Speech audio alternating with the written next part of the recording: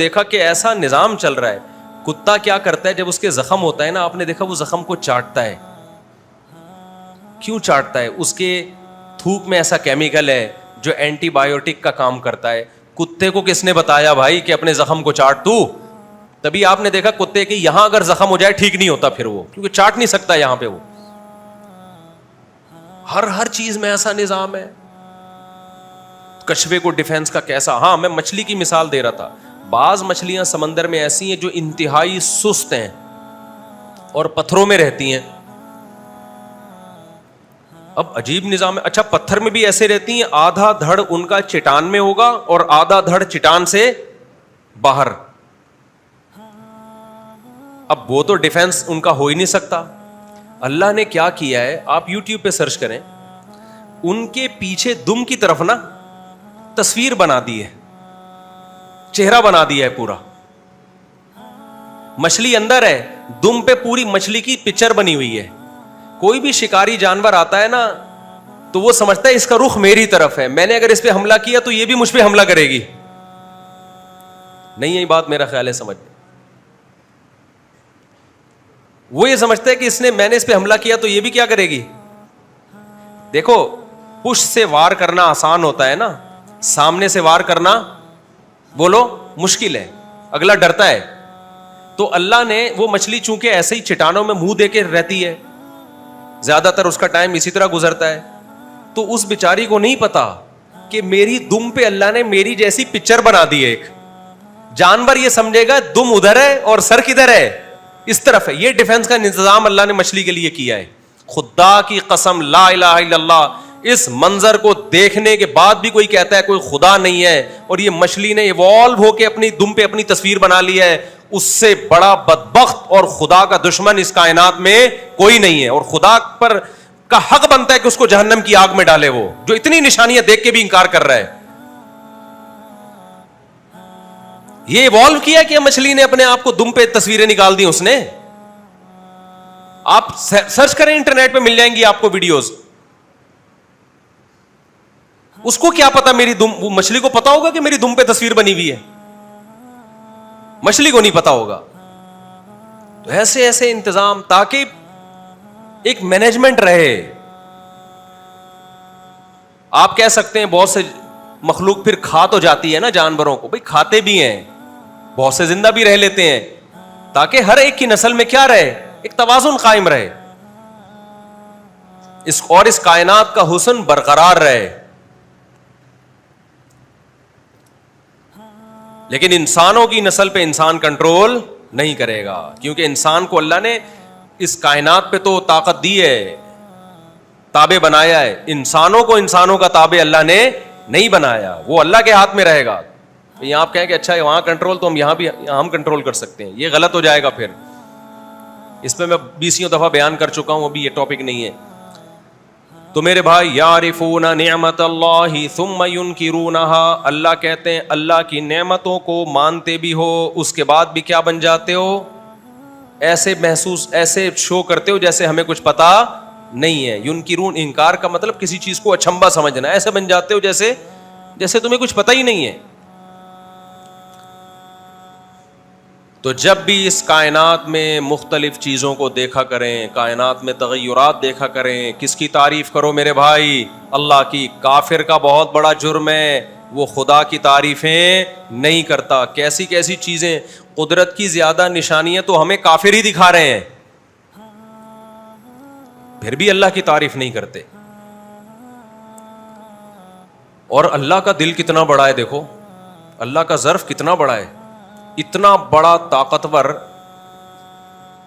آپ بتاؤ جب کوئی بہت بڑا سیٹ ہو, بہت بڑا پاورفل ہو, بہت طاقتور ہو, اور آپ نے اسے جا کے 5 روپے والا عطر ہدیہ کر دیا, تو کیا وہ بہت زیادہ قدر کرے گا آپ کی؟ بولو نا. وہ کیا کرے گا بھائی, اٹھا کے سائڈ پہ رکھ دے گا, thank you, nice to meet you, چلو پتلی گلی سے نکلو, یہی کرے گا نا وہ. لیکن کمال کی بات ہے کہ اللہ اتنا پاورفل, ایسی کائنات میں اس نے رنگ بھر دی. ایک مچھر کی اتنی سی کھوپڑی میں 100 سے زیادہ آنکھیں ہیں, سمجھ رہے ہو, 100 سے زیادہ آنکھیں ایڈجسٹ کیسے کی ہیں. اور اس کا جو خون چوسنے کا سیٹ اپ ہے ایسا ہے کہ آپ مچھر پہ دیوانے ہو جاؤ. کیا ڈاکٹر سرنج سے نکالتا ہوگا کسی کا خون ٹیسٹ کرنے کے لیے جو مچھر نکالتا ہے, پورا سیٹ اپ ہے اس کا, پہلے کیمیکل چھوڑ کے اس جگہ کو سن کرے گا. اتنا نظام, اتنے سے مچھر کی کھوپڑی میں ایسے سافٹ ویئر انسٹال ہو گئے بھائی. دودھ کو دیکھ لو,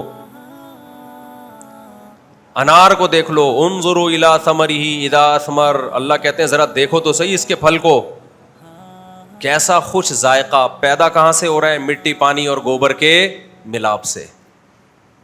کافر بس آپ کو رپورٹیں پیش کرتا رہے گا کہ انار میں اتنا زنک ہے, اتنا آئرن ہے, اتنا وائٹامن سی ہے, اور اتنا یہ ہے اور اتنا وہ ہے. رپورٹیں پیش کرنے کے علاوہ آگے نہیں بڑھے گا وہ,